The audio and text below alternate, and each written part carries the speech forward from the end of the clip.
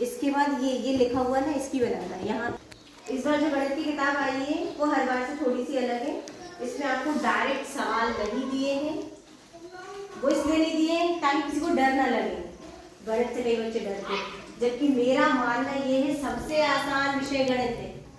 आसान से आसान तो कुछ है ही नहीं गणित से आसान। इसमें कुछ याद ही नहीं करना, मात्राओं की गलती ही नहीं होती है। 4-6 पेज भी नहीं लिखना, एक सवाल लिखो पूरे नंबर मिल जाते, कितना आसान है। तो इसे हमें जैसे बाकी विषय पढ़ते थे, गणित, विज्ञान, समाज विज्ञान, वैसे ही इसे पढ़ना है। तो अब हम इसे पढ़ेंगे थ्योरेटिकल, जैसे इसमें लिखा है वैसे पढ़ेंगे। चलिए, गणित क्या है? गणित पैटर्नों की खोज तथा पैटर्नों उनके अस्तित्व के कारण का स्पष्टीकरण है।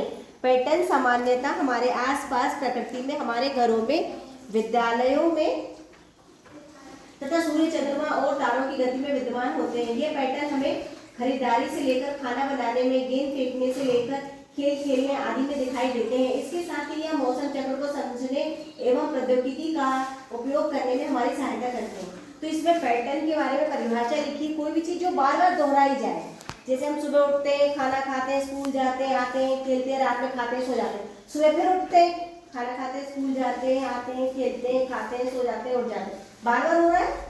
सुबह होती है, शाम होती है, रात हो जाती है, फिर सुबह होती है, दोपहर होती है, शाम होती है, रात हो जाती है, फिर सुबह होती है। तो ये बार बार हो रहा है। तो जो चीज बार बार होती है उसे हम बोलते हैं पैटर्न। क्या बोलते हैं? पैटर्न। वो खाने में हो सकता है, वो खेलने में हो सकता है, वो ग्रहों की गति में हो सकता है, हमारे स्कूल में, घर में, हमारी दिनचर्या में, बरसात का मौसम, गर्मी का मौसम, बार बार आते हैं, हर साल आते हैं, जाते हैं। तो ये सब क्या है? पैटर्न है।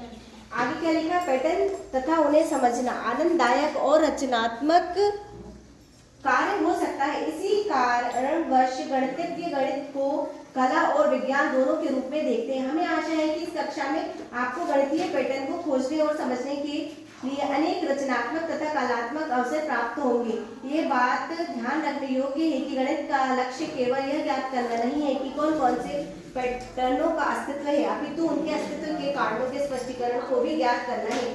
तब ऐसे स्पष्टीकरणों का उपयोग प्राय ऐसे अनुप्रयोगों में तब किया जा सकता है जो उन संदर्भों के बाहर है, इनमें उनकी खोज की गई है और जो मानवता को आगे बढ़ाने के लिए प्रेरित करने में सहायता करते हैं। उदाहरण के लिए तारों, ग्रहों और उनके उपग्रहों की गति के पैटर्नों की समझ ने मानव को गुरुत्वाकर्षण का सिद्धांत विकसित करने तक पहुंचाया। ये पैटर्न के बारे में तो बता दिया, लेकिन ये पैटर्न कैसे बनते हैं ये समझाया जा रहा है। ग्रहों की गति आपको एक बार समझाया था। जो ग्रह होते हैं वो कैसे होते हैं? ये सूर्य सूर्य के चारों तरफ चक्कर लगाते हैं। कौन? ग्रह। कौन लगाते हैं? ग्रह।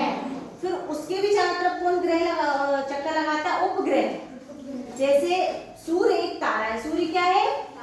सूर्य के चारों तरफ चक्कर कौन लगाता है? ग्रह। और ग्रह के चारों तरफ चक्कर कौन लगाता है? उपग्रह। पृथ्वी एक ग्रह है जो सूर्य के चारों तरफ चक्कर लगाती है। चंद्रमा एक उपग्रह है जो पृथ्वी के चारों तरफ चक्कर लगाता है।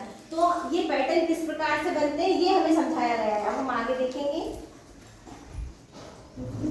हाँ, आगे पढ़ेंगे अपन।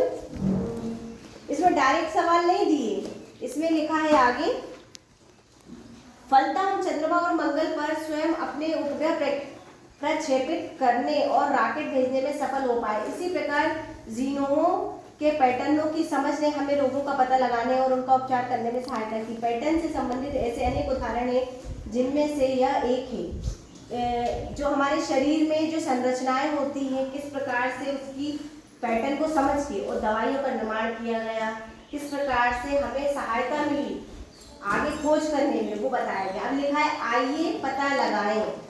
तो जब भी ये लिखा हुआ आ जाए आइए पता लगाएं, तो समझ लीजिए ये प्रश्न हमें कॉपी में हल करना है। ठीक है, हम इसे पढ़ रहे हैं हिंदी और विज्ञान और सामाजिक विज्ञान की तरह, लेकिन जहां भी ऐसे पॉइंट में जाएंगे ये प्रश्न हमें अपने विषय की कॉपी में हल करना है। पहला प्रश्न है, क्या आप अन्य उदाहरणों के विषय में सोच सकते हैं जहां गणित दैनिक जीवन में हमारी सहायता करता है? अब हमें किन चीजों के बारे में सोचना है? गणित जो है हमारे दैनिक जीवन में किस प्रकार से सहायता करता है, कौन कौन बताएगा? बताइए।